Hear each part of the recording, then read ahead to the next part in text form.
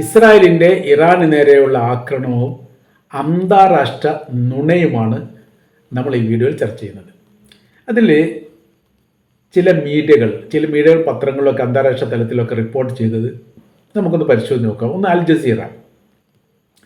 Jazeera report ചെയ്തത് Israelis army പറയുന്നു എന്ന തരത്തിലാണ്. അവർ പറയുന്നത് ഇങ്ങനെയാണ്: 200 വിമാനങ്ങൾ 100 സ്ഥലങ്ങളിൽ ആക്രമിച്ചു. ഇസ്രായേലിൻ്റെ 200 വിമാനങ്ങൾ, യുദ്ധവിമാനങ്ങൾ ഇറാനിലെ 100 സ്ഥലങ്ങളിൽ ആക്രമിച്ചു. സീനിയർ ഇറാൻ കമാൻഡറും ന്യൂക്ലിയർ ശാസ്ത്രജ്ഞനും കൊല്ലപ്പെട്ടു. അപ്പോൾ 100 വിമാനം ആക്രമിച്ചിട്ട് അവിടെ ഉണ്ടാക്കിയിരിക്കുന്ന നാശത്തെക്കുറിച്ചുള്ള വിശദീകരണത്തിലാണ് ഇങ്ങനെ പറയുന്നത്. സീനിയർ ഇറാൻ കമാൻഡറും ന്യൂക്ലിയർ ശാസ്ത്രജ്ഞനും കൊല്ലപ്പെട്ടു എന്നുള്ളത്.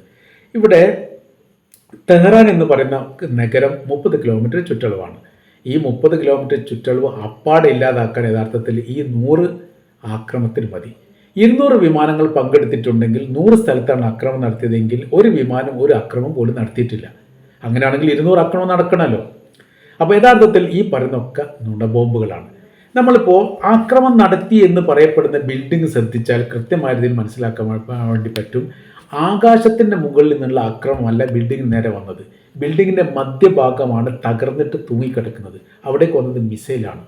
മിസൈൽ ആക്രമണം നടത്തിയത് ആകാശത്ത് നിന്ന് മുകളിൽ നിന്ന് വിമാനം